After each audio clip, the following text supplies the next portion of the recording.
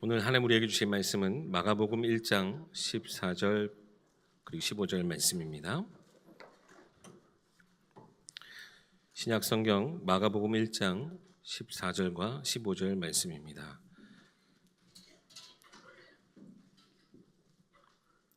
봉독하도록 하겠습니다. 요한이 잡힌 후 예수께서 갈릴리에 오셔서 하나님의 복음을 전파하여 이르시되 때가 찼고 하나님의 나라가 가까이 왔으니 회개하고 복음을 믿으라 하시더라. 아멘. 담임 목사님 나오셔서 하나님 나라와 참된 회개라는 제목으로 말씀 선포해 주시겠습니다. 오늘 또 귀한 날 하나님이 예배 자리에 저와 여러분을 부르셨습니다. 우리 옆에 있는 분들 같이 함께 얼굴 보시면서 함께 인사하십시다. 참 잘 오셨습니다. 우리 한 번 더 고백합니다. 함께 예배함이 기쁨입니다. 지난주 말씀처럼 큰 광풍 속에서도 우리가 예배하러 와서 하나님을 바라보는 것, 이것만으로도 최고의 믿음의 고백이고 믿음의 선택인 거죠. 오늘은 종교개혁을 기념하는 기념주일입니다. 오늘이 507주년을 기념하는 기념주일인데요.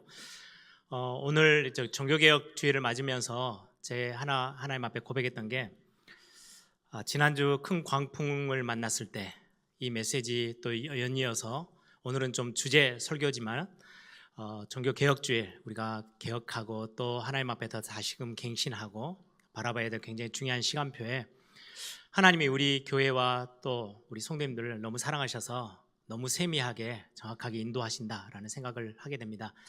여러분들 오늘 또 귀한 우리 종교개혁을 기념하는 주간에 우리 교회가 또 우리 개인들이 하나님 앞에 하나님의 음성을 듣고 또 최고 또 새로 시작할 수 있는 은혜가 있기를 소망합니다. 우리가 종교개혁 주일 이렇게 했을 때는 다시 교회의 본질로 돌아가자 이런 표어들이 있어요. 다시금 교회의 본질로 돌아가는 거예요. 또 이 교회의 본질, 개혁의 본질이 뭐냐? 오직 성경으로 돌아가는 거예요. 성경 말씀에 뭐라고 되어 있느냐? 목사의 설교가 중요한 게 아니고 하나님의 말씀 성경에는 우리의 신앙생활을 두고 뭐라고 말씀하시는지를 그 성경으로 돌아가는 것. 또 칼빈 목사님을 중심으로 개혁했던 개혁자들의 많은 목사님들이 그렇게 고백해요. 이제 캐톨릭 교회에서 중세교회에서 개혁해서 말씀으로 해서 왔잖아요. 그걸로 끝나는 게 아니고 개혁된 교회는 항상 매번 항상 개혁되어야 한다. 굉장히 중요한 의미죠. 한번 개혁하고 나섰으니까 우리 괜찮아 하고 끝까지 가는 게 아니고 매번 점검하고 또 점검해서 개혁된 교회는 항상 개혁되어야만 한다. 이렇게 말씀해요. 개혁된다는 말은 교회와 성도들이 말씀 앞에 서서 항상 새롭게 변화를 받는 것. 그래서 오늘 이 예배 속에서도 우리가 혹시라도 놓치고 있는 부분들 말씀 속에서 발견하고 또 하나님의 은혜 속에 힘을 얻는 그런 시간들이 되길 바랍니다. 오늘의 말씀의 주제는 조금 무겁게 보이지만 하나님의 나라와 참된 회개라고 돼 있어요. 현재 지금의 우리의 모습들, 교회들의 모습들을 보면서 이 말씀이 우리에게 하나님의 음성이 되기를 소망합니다. 1517년 비텐베르그 교회당 앞에 마르틴 루터가 95개 조항의 논제를 거기다 딱 앞에다 걸었어요. 논제라는 말은 한번 같이 함께 모여서 논의하고 싶은 제목, 주제라는 말이에요. 그래서 그 95개 어떤 내용들을 논제를 걸어놨는데 그 첫 번째 주제, 그러면은 전체 95개 전체 핵심 주제가 되겠죠. 그 95개 조항 중에 첫 번째 논의하고 싶은 논제가 어떤 거냐니까 제가 한번 읽어드릴게요. 우리의 주인이시고 선생님이신 예수 그리스도께서 회개하라고 말씀하셨을 때에, 오늘 본문이죠. 마가복음 1장, 또 마태복음에도 나오는데요. 마가복음을 우리가 계속 말씀을 보고 있기에 제가 마가복음 안에서 본문을 택했습니다. 우리의 주인이시고 선생님이신 예수 그리스도께서 회개하라고 말씀하셨을 때에 이는 믿는 자의 생애 전체가, 한 번이 아니고 믿는 자의 생애 전체가 참회하고 회개하는 삶이 되기를 원하셨다. 이게 첫 번째예요. 그러면 지금 캐톨릭 교회가 그런 말씀과는 전혀 반대 방향으로 가고 있기에 예수님이 말씀하시는 참된 회개는 우리의 평생을 두고 해야 되는 그 회개인데 그렇게 명하신 건데 지금 중세교회는 그 모습으로 가고 있지 않다라는 말이에요. 그래서 이걸 가지고 함께 논의해 볼 주제다. 함께 모이자. 이렇게 해서 교회 예배당에 건 거죠. 올바른 신자는 어떤 모습일까요? 우리가 예수 믿으면서 한번 회개하면 끝이 날까요? 아니면 1년에 한두 번 아니면 생애 우리가 하다가 굉장히 중요한 일을 만나서 한두 번 회개하고 마무리하면 될까요? 오늘 본문에는 굉장히 중요한 예수님의 가르침과 또 지금 중세교회가 많은 부분 놓치고 있었던 부분들을 오늘 같이 함께 나눠보려고 합니다. 왜 중세교회에서 개혁을 새롭게 함을 애쓰면서 나왔던 종교개혁 기념 주일이기 때문에 그 부분들을 함께 살펴보려고 합니다. 16세기 교회 그때 당시 교회 상황, 캐톨릭 교회고 중세 교회지만 교회 상황이 어떠했냐니까요. 아주 신실한 신자. 그래서 지금 중세 16세기의 그 시대의 교회와 지금의 교회 모습들을 비교해 보시면서 말씀을 들으시면 아주 도움이 될 것 같아요. 16세기 교회 상황은 어떠했냐니까 신실한 교인이라면 1년에 한 번 이상은 사제를 찾아가서 고해성사를 하는 거예요. 자기가 지은 죄를 고백해야 돼요. 그러면 사제는 그 고백을 듣고 예수 그리스도의 보혈의 능력으로 죄를 면해줘요. 사해줘요. 그러면서 그냥 사해주고 끝나는 게 아니고 시벌을 해요. 벌을 내려요. 죄의 어떤 중량에 따라서 사제가 보고 이 사람의 죄가 굉장히 중하네. 그러면은 기간을 정하고 그 기간 안에 주기도문을 외우면서 1000번의 회개 기도를 하세요. 그게 예시로 그렇게 이제 시벌을 내려요. 그럼 그걸 해야 돼요. 그 기간 동안. 또 어떤 분들에게는 이제 고해성사라면 죄가 조금 가볍다 싶으면 선행을 하세요. 공을 세워야 합니다. 이렇게 이제 시벌을 내려요. 또 어떨 때는 금욕적인 생활을 몇 년간 하셔야 된다. 몇 달 해야 된다. 이렇게 시벌을 내리는 거예요. 교회가. 가장 강력한 시벌은 성찬에 참여하지 못하게 하는 거예요. 거기에는 그러면 거의 심각한 죄인 거죠. 이런 어떤 것들을 하는데 교황이 그 시벌이 내려져 있는 중에 그 벌을 면해주는 면벌부를 발행을 해요. 언제 이제 그게 제일 크게 작용했냐니까요. 십자군 전쟁을 펴야 되는데 이제 종교 전쟁이 시작됐어요. 근데 전쟁에 참여해서 싸우러 나가야 될 군사가 별로 없어요. 그래서 교황청에서 면벌부를 주겠다, 발행해 주겠다. 십자군 전쟁에 참여하게 되면. 그러니까 사람들이 많이 몰려든 거예요. 왜? 그러면 시벌도 받고 시벌했던 것들에 대해서 면벌도 받고 죄도 용서받을 수 있는 기회가 생기니까 이 면벌부라는 단어가 이제 많은 사람들이 그 사제들이 선전을 하고 이걸 더 이렇게 막 알리다 보니까 면죄부라는 단어까지 와버린 거예요. 이제 그냥 십자군 전쟁에서 멈추면 되는데 이게 점 나가서 예배당을 건축을 해야 되는데 자금이 필요하잖아요. 그래서 이제 수많은 사제들이 막 선전을 하러 다니는 거예요. 너희들이 면별부를 사면 면죄부를 사면 죄가 용서돼. 죄가 면해져. 그래서 어떻게 하면 되느냐? 헌금을 해라. 예배당 건축을 위해서 건축 헌금을 많이 하면 이게 기간이 예를 들면 3년짜리 면별부에다가 10년짜리 20년짜리 주는 거예요. 그럼 큰 돈을 내면 오랫동안 그 면죄부의 혜택을 받게 되는 거죠. 이제 더 나가서는 이제 몇몇 그 선전하는 사제들이 어디까지 가버리냐니까 그때 당시 중세교회 그림에서는 시벌을 당해서 죄에 대해서 이제 해결을 하고 가야 되는데 그걸 다 못했어요. 그리고는 죽어요. 그러면 천국을 갈 수가 없어요. 어디를 가느냐? 연옥에 가 있어요. 연옥에서 시벌을 거기에서 다 해야 돼요. 거기에서 어마어마한 금욕생활도 하고 고행을 해가면서 죄 해결에 대한 문제들을 거기서 다 해결해야 돼요. 그리고는 다 끝나면 천국 갈 수 있는 그런 그림 속의 교회가 있는데 이제 많은 선전하는 사제들이 너희들이 면죄부를 사면 연옥에 가 있는 우리의 부모님과 형제 그냥 둘 거냐? 우리가 큰 돈을 두고 헌금을 하면 땡그랑 소리가 헌금함에 딱 떨어지는 순간 연옥에 있던 너희 부모와 형제들이 천국으로 간다는 거예요. 사람들이 얼마나 대단한 이야기예요. 그러니까 엄청나게 많은 돈을 주고 면죄부를 사기 시작했어요. 심지어 어느 이야기까지 나왔냐니까요. 예수님의 어머니인 마리아를 범했다 할지라도 이 면죄부를 사면 죄가 다 면해져. 일이 된 거예요. 사람들이요 어마어마하게 들어와서 샀어요. 그러면 현상이 어떤 현상이 벌어지겠어요? 평생 엉망으로 살다가 면죄부 하나 사면 땡이에요. 아, 끝났어. 나 면죄부 있어. 손에 들고 있어. 집에 딱 걸어놨어. 그러면 삶을 엉망으로 살아도 돼요. 그러면 죽기 전에 살면 죄가 다 용서돼요. 그럼 천국 바로 갈 수 있잖아요. 그럼 평생을 엉망으로 살다가도 돈 딱 모아놨다가 죽기 전에 면죄부 딱 사고 집에 딱 걸어놓으면 자기 인생은 깨끗하게 다 끝나는 거예요. 이게 지금 중세교회가 그 모습으로 가니까 마틴 루터가 예수님이 회개하라고 했던 그 회개가 이 회개냐? 아니지 않냐? 평생을 두고 하나님의 사람들이 하나님 앞에 죄를 참회하고 회개하는 삶을 살도록 하신 말씀이 아니냐? 이거에 대해서 논하자. 이게 종교개혁의 가장 첫 번째 주제이기도 하고 전체 큰 그림 속에서의 주제예요. 오늘 이 부분들을 같이 함께 나누려고 제목을 그렇게 붙였습니다. 하나님의 나라에 들어갈 수 있는 사람이 누구냐? 예수님이 오늘 말씀하시죠. 오늘 마가복음을 한번 보세요. 14절 15절. 예수님이 공생의 시작을 하세요. 이제 육신의 몸을 입고 이 땅에 오셔서 농담 몇 번 하다가 이제 좀 진담을 해볼까? 이게 아니잖아요. 오시자마자 가장 중요한 이 땅에 오신 이유를 설명하는 메시지예요.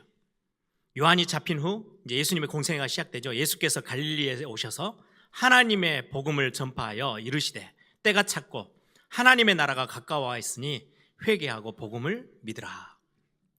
회개하고 복음을 믿어야 하나님 나라 들어갈 수 있어 라고 지금 말씀을 전하신 거예요.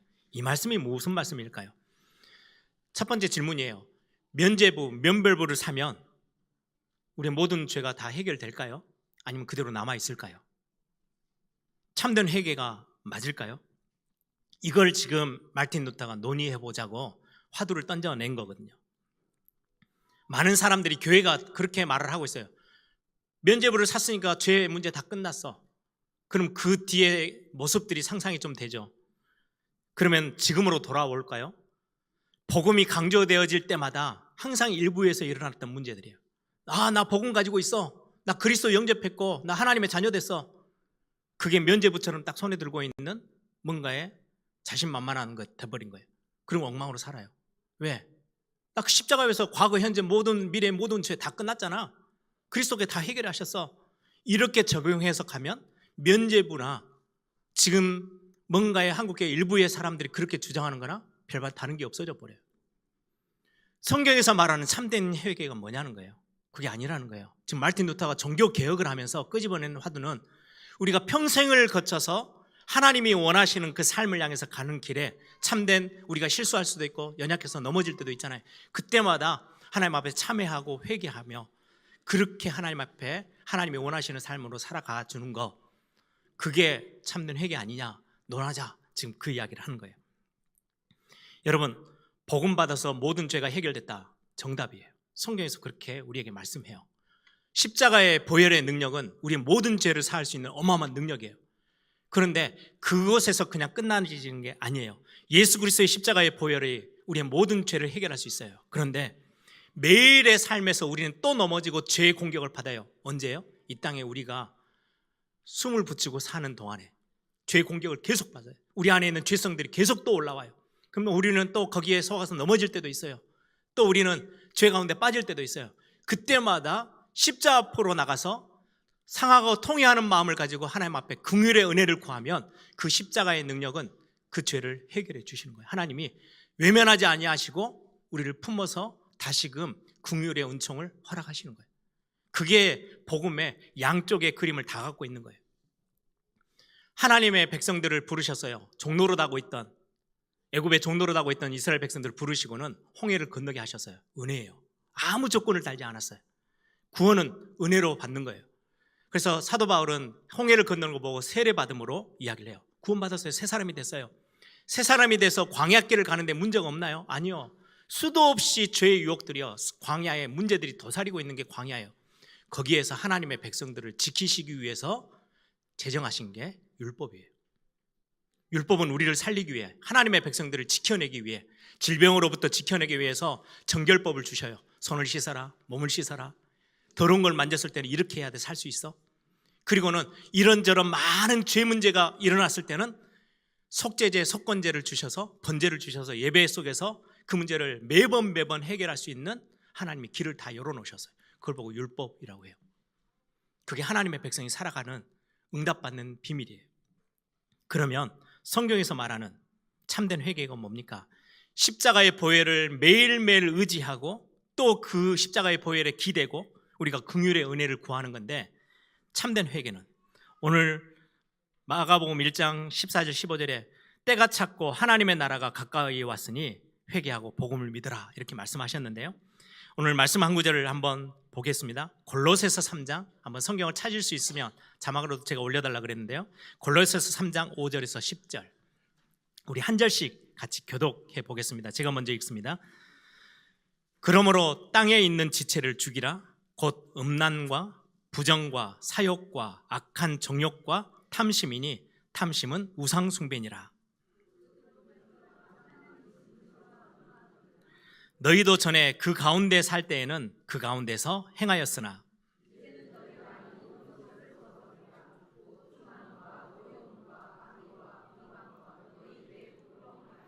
너희가 서로 거짓말을 하지 말라. 옛사람과 그 행위를 벗어버리고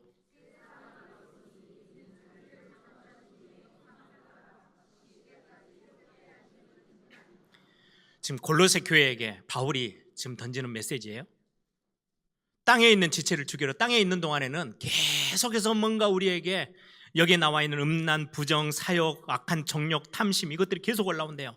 분함, 노여움, 악의와 비방, 부끄러운 말들 이런 것들이 계속 올라오는데, 그래서 이 옛사람을 행위를 벗어버리라.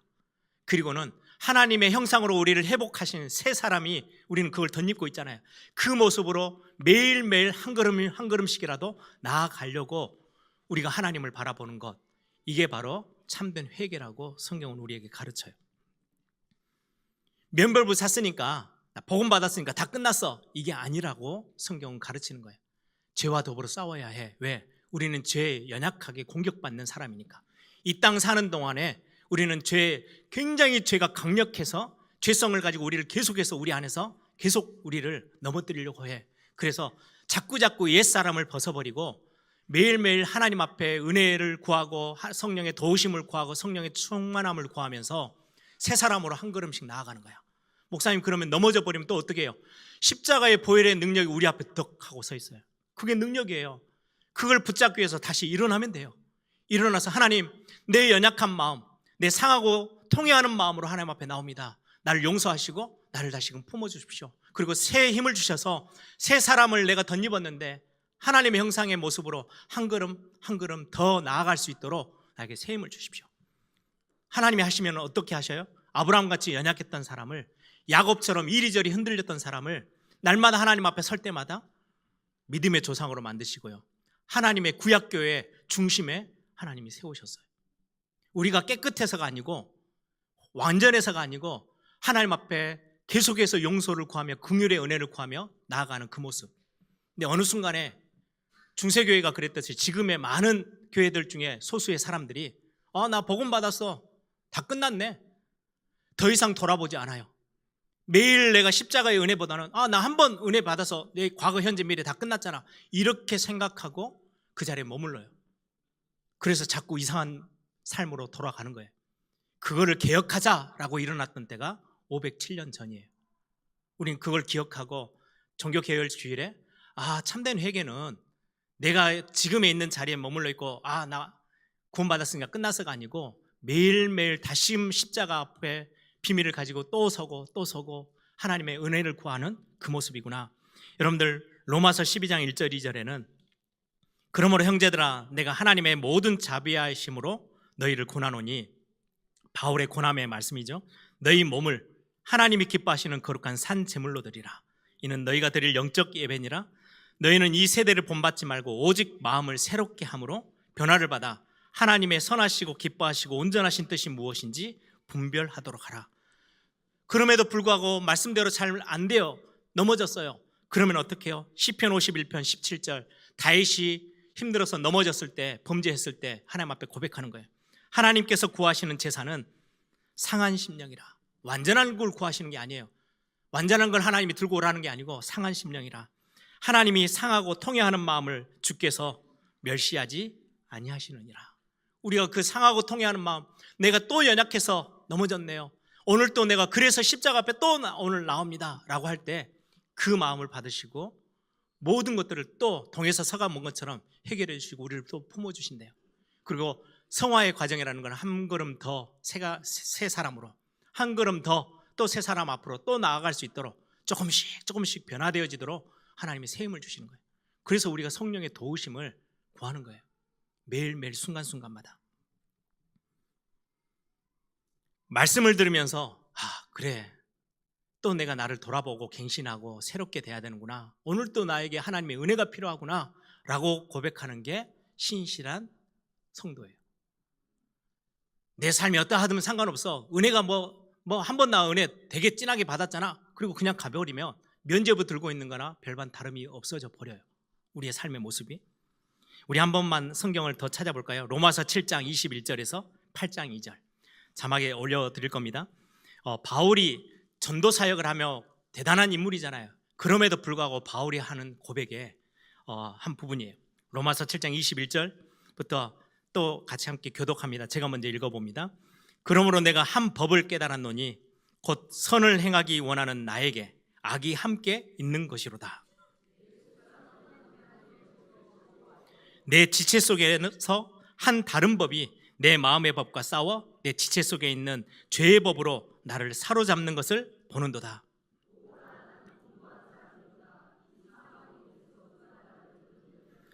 우리 주 예수 그리스도로 말미암아 하나님께 감사하리로다.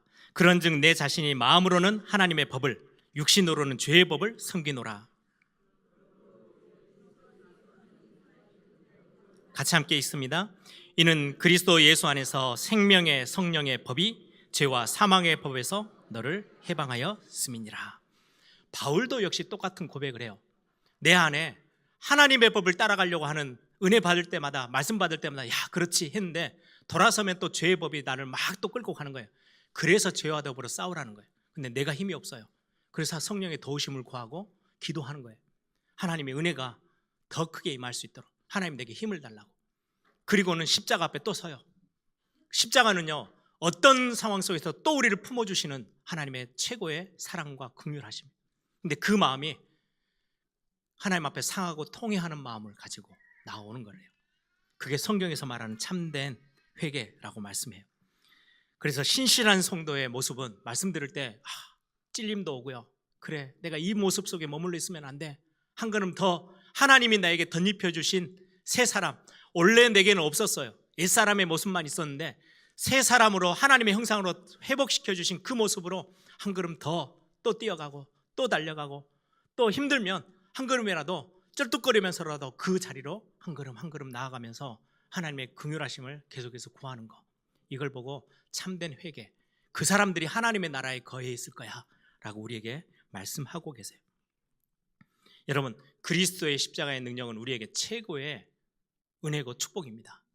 이게 있기 때문에 우리는 평생을 거쳐서 연약함이 우리에게 찾아올 때라도 또다시 십자가 앞에 또 서는 거예요. 그 하나님의 사랑이요, 변치 않아요. 뒤돌아서지 않아요. 우리를 내려놓지 않으세요.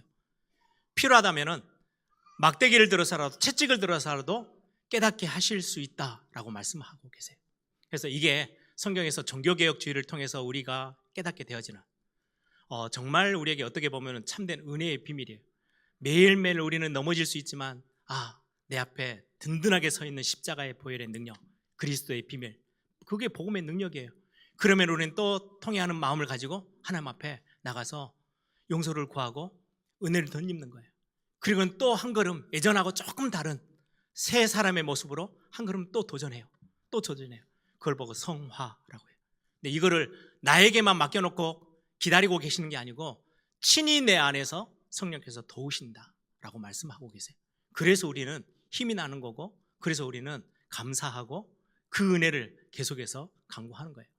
이런 종교개혁의 모습들을 보면서 우리는 지금의 많은 한국교회의 모습, 우리 주변에 있는 많은 모습들을 보면서 새롭게 하나님의 음성을 듣는 시간이기를 소망합니다.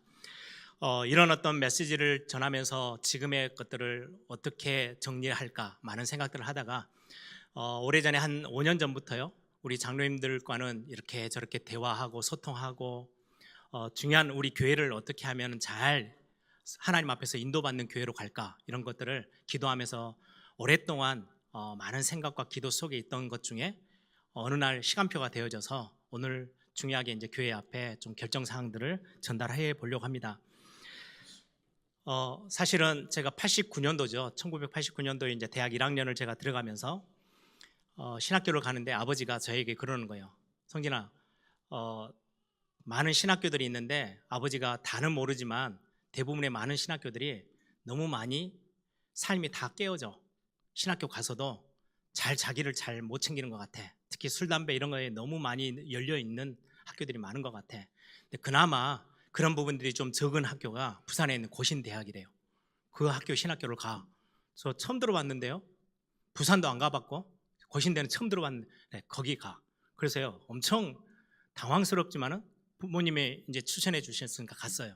그리고는 거기 가서 조금씩 복음에 대한 눈을 뜨기 시작하고 하는 중에 중요하게 학교 신학생들이 전체 모여서요, 매주 수요일 막 금요일 날 막 가서 은혜 받는 교회가 하나 있어요. 그게 학교 바로 밑에 있는 동삼 제일교회였어요. 거기서 유광수 목사님을 만나고, 와, 복음이 이런 거구나. 굉장히 새로운 눈이 열리면서 전도에 굉장한 많은 신학생 전체가 열정이 생겨서 매주 전도하러 가고 막 이렇게 하면서 그런 어떤 신학생 때의 어떤 시간들을 좀 보내게 됐어요. 그러다가 저희들은 이제 매 1학년 때부터 청소년들이 시골 교회나 작은 교회들이 너무 적은 숫자로 있다 보니까 이 아이들을 어떻게 하면은 은혜 받을 수 있도록 좀 도울 수 있을까, 교회들을 좀 섬길 수 있을까라는 마음에 작은 학생 선교 단체를 하나를 우리가 만들기로 신학생들 중심으로 했어요. 그러다 보니까 신학생들이다 보니까 교회가 무엇이며 선교 단체가 무엇인지를 엄청 고민하고 많은 것들을 참고하면서 정리하기 시작했어요. 그래서 제 대학원 논문도 선교단체의 많은 장점들이 있잖아요. 단점도 많지만 장점들을 가지고 어떻게 하면은 하나님이 세우신 교회를 든든하게 전도와 선교에 도움을 줄 수 있을까, 거기에 교회가 든든하게 세워줄 수 있는 심부름할 수 있을까를 제 논문에도 그렇게 기록했어요. 그래서 그때 하나님이 저에게 주신 참 감사한 거는 교회가 무엇이며 선교단체가 파랄처치가 뭐고 로컬처치가 뭔지를 좀 감을 잡게 하셔서 정리를 할 수 있도록. 교회는 적당한 리더십을 가지고 있어요. 강하지도 않아요. 강하면 태클이 들어와요. 무슨 말이냐면 교회 안에는 재직회도 있죠, 당회도 있어요. 그래서 목사님 혼자 막 독주하면요, 브레이크를 딱 걸어요. 그래서 교정 능력이 있는 교정의 어떤 시스템을 갖고 있는 게 교회예요. 한 교회가 또 이상한 쪽으로 가면요, 시찰회, 노회, 총회 이런 것들이 뭔가를 딱 붙잡아요. 그래서 뭔가 자정 능력이 생기고 교정할 수 있는 시스템들이 교회 주변에는 다 갇혀 있어. 교회 안에도 있고 교회 밖에도 있고.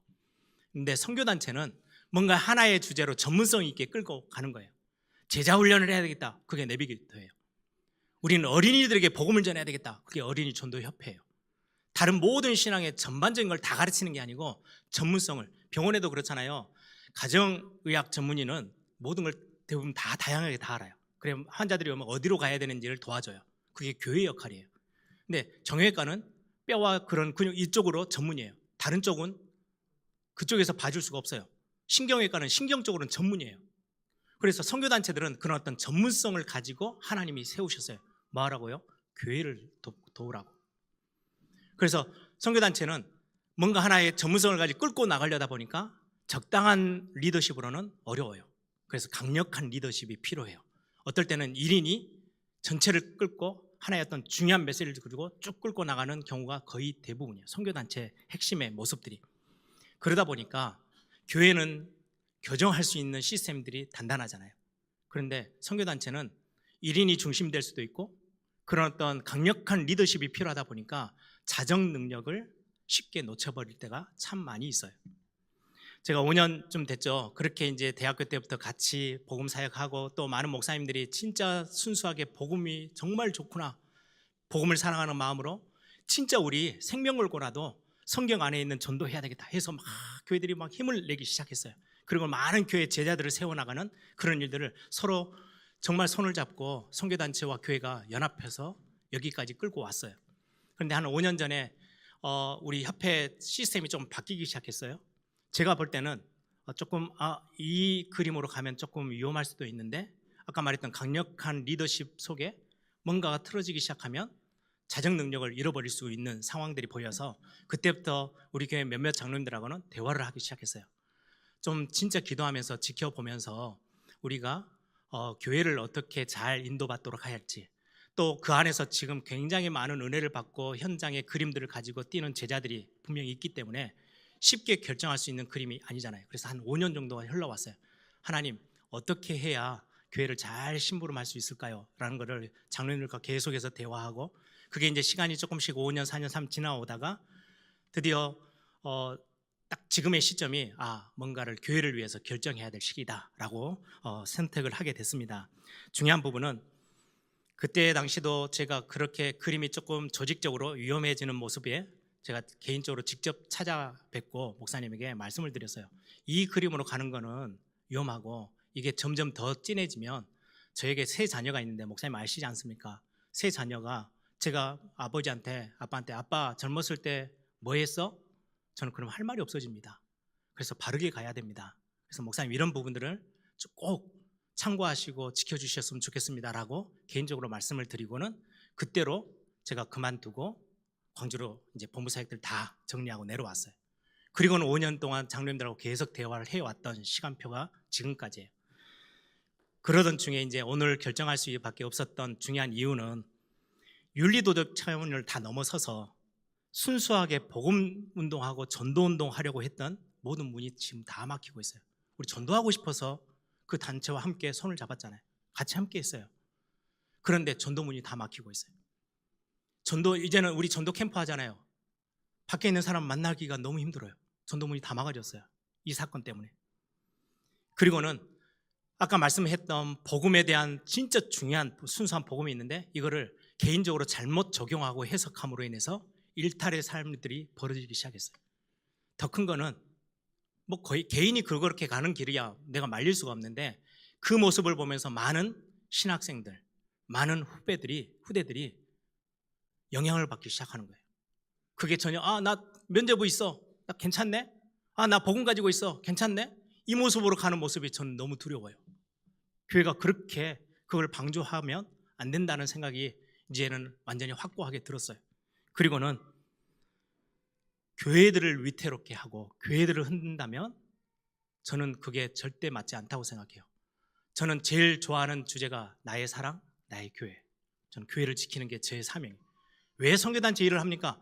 교회가 든든하게 세워지는데 심부름할 수 있다면 언제든지 할 수 있지만, 교회가 위태로워지고 위기를 만난다면 저는 과감하게, 저는 우리 장로님들하고 매번 이 이야기를 똑같이 드렸던 것 같아요. 이런 이유들 때문에 중요한 결정을 하게 됐어요. 선교단체는 말 그대로 정체성은 교회를 돕는 자리에 있어야 해요. 근데 교회에 해야 될 전도의 문이 막혀지게 되고, 중요하게 후대들에게 다른 안 좋은 영향들을 주기 시작하고 교회를 위에 몰게 된다면 그건 아니다라는 시간표가 왔습니다. 아까 말했던 것처럼 그런 지도자 그룹들이 자신들을 자꾸 오늘 메시지처럼 뒤를 돌아봐서 하나님의 긍휼함을 구하지 않으면 자정 능력이 현저하게 떨어질 수밖에 없어요. 그러면 교회는 위기가 찾아와요. 그러면은 우리가 이제까지 훈련받은 것들은 다 헛것입니까? 아니요, 그렇지 않아요. 순수하게 복음 앞에서 섰었어요. 솔로몬이 말년에 어마어마한 이방 여자들과 뒹굴고 우상숭배로 가는 동안에 나라는 완전히 반쪽으로 다 쪼개졌어요. 교회가 구약교회잖아요. 구약교회가 완전히 위기를 만났어요. 그런데도 솔로몬이 하나님 앞에 서서 고백했던 그 고백들을 성경은 그대로 가지고 잠언, 전도서, 시편의 말씀으로 우리 앞에 놓여 있어요. 헛된 게 아니라는 거예요. 다윗이 범죄했을 때, 교만해졌을 때, 높은 자리에 올라가니까 인구조사 해야 되겠다, 교만해졌을 때 하나님이 교회에게 굉장한 뭔가를 던졌어요. 3일 만에 전염병으로 7만 명이 죽었어요. 구약교회 성도들이. 그때에서 깨닫고 범죄했다고 하나님 앞에 고백하죠. 침상에서 울면서 통회하는 마음을 갖죠. 하나님 받아주세요. 그래서 구약교회를 살려주셨어요. 그러면은 다윗이 실수했던 그런 것들 때문에 성경을 우리는 다 폐기처분하고 시편의 절반을 딱 잘라서 버려야 되느냐? 아니요. 하나님 우리에게 그대로 주셨어요. 이제까지 같이 함께 전도 훈련 받았던 복음의 훈련을 받았던 것들은 저는 절대 헛되지 않고 교회가 그걸 잘 소화해서 진짜 전도에 우리가 예를 써야 된다고 저는 확신해요. 그래서 전도의 귀중한 훈련들, 이제는 더 깊이 교회가 더 힘쓰고 더 바르게 더 말씀 중심으로 해서 우리 성도들 중에 제자를 키우고 현장을 살려내고 진짜 전도 선교에 올인해야 되는, 어떻게 보면 더 새로운 시간표가 됐어요. 그래서 교회가 결정한 상황입니다. 가장 먼저 지금의 협회의 훈련이나 사역에 함께하지 않을 것입니다. 그래야 교회를 지켜낼 수 있고 우리 후대를 지켜낼 수 있기 때문에 선교단체는 진짜로 교회를 돕는 자리에 있어야 해요. 교회를 흔들면 안 돼요. 교회는 선교와 전도의 주체가 교회예요. 그래서 교회가 가장 중요한 거예요. 그래서 예전에 우리 원로 목사님도 그렇고 많은 원로 목사님 주변에 있던 귀한 복음 사랑하던 목사님들이 전도에 방해된다면 총회도 해산해야 된다라고 말했던 그 말은 정말로 중심의 말이에요. 저는 지금 이 시간표가 그 고백대로 뭔가를 결정해야 될 시간표라고 우리 장로님들과 마음을 맞췄어요.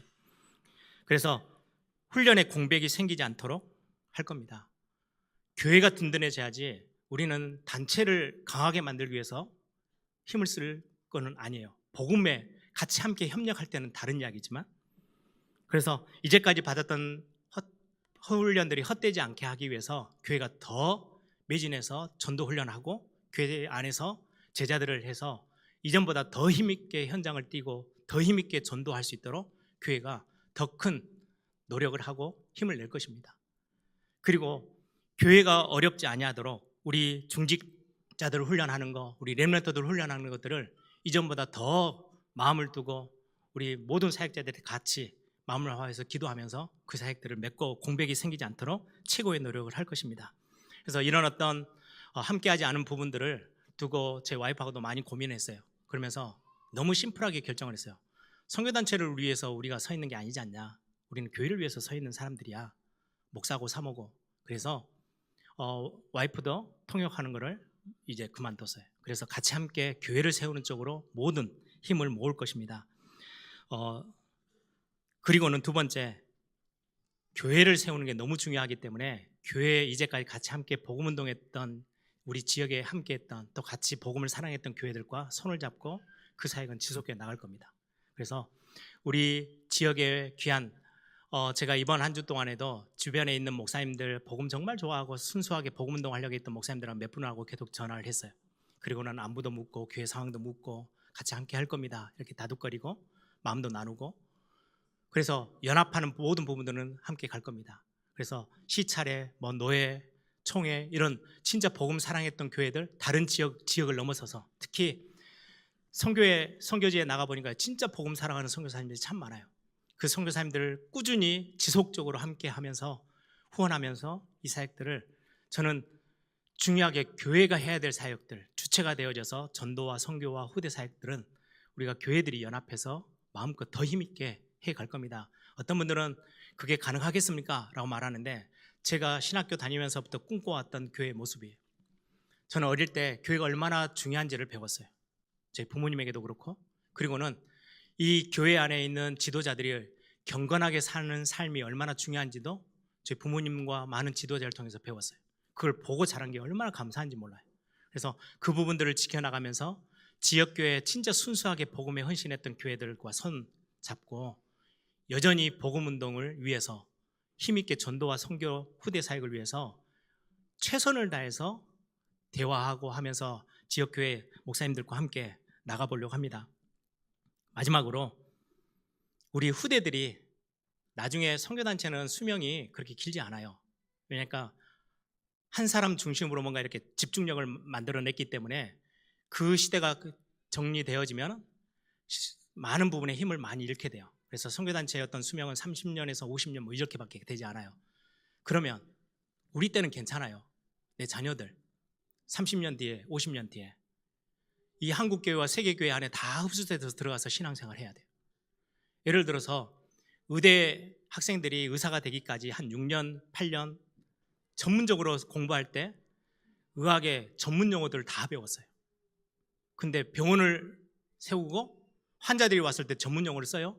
쓰면 못 알아들어요. 그 병원 문 닫아야 돼요. 환자들이 알아들을 수 있는 말들로 설명해 줘야 환자들이 와서 이해하고 도움을 얻을 수 있어요.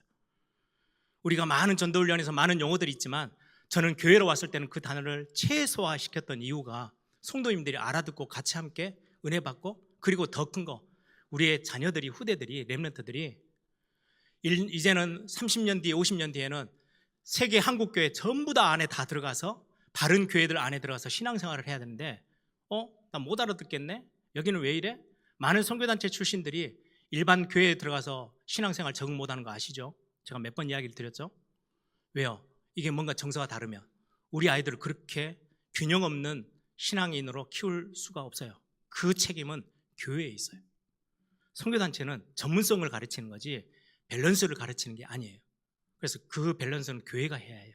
그래서 저는 이런 이유들 때문에 이제는 우리가 교회가 힘을 써서 정말로 중요한 균형 있는 우리 후대들에게 신앙을 전달해주고, 교회들과 함께 했던 그 교회들 귀하게 생각하고 하나님의 진짜로 섭리 속에 만났던 목사님들, 귀한 목사님들 귀하게 여기고 함께 가고, 대신에 지금 교회에 굉장히 많은 위협과 우리 자녀들에게 좋지 않은 영향들, 그리고 전도의 문이 막히게끔 했던 그 협회와의 관계는 함께 할 수 없다라고 결정을 하고 그렇게 진행을 하게 될 겁니다. 그래서 우리 성도님들이 많은 부분, 제가 오늘 하는 이야기들이 다 100% 다 설명이 잘 안 될 수 있어도 우리 장로님들과 함께 결정해서 기도하면서 가는 부분들을 우리 성도님들이 진짜 힘을 다해서 기도해 주시고, 정말로 교회다운 교회, 그 안에서 복음과 전도와 선교와 후대 사역이 큰 열매를 맺고 진짜 작품으로 남을 만큼 힘이 되어지는 교회가 될 수 있도록 여러분들 기도해 주시고, 이번 주 한 주 새벽과 또 저녁에 기도회들이 계속 있죠. 여러분들이 기도로, 우리가 큰 풍랑을 만났을 때는 그리스도 앞에 서서 함께 그 그리스도께 기도하는 게 가장 중요한 신앙의 고백이에요. 그렇게 함께 하시면서 또 중요한 우리 교회가 새롭게 하나님이 또 열매 맺게 하시는 그 응답들을 바라보면서 모든 우리 한 가족 되어지는 성도님들이 같이 마음을 모으고 힘을 모으고 기도를 모아서 중요한 응답으로 또 한 걸음 더 나아가는 그런 축복의 시간이 되기를 소망합니다.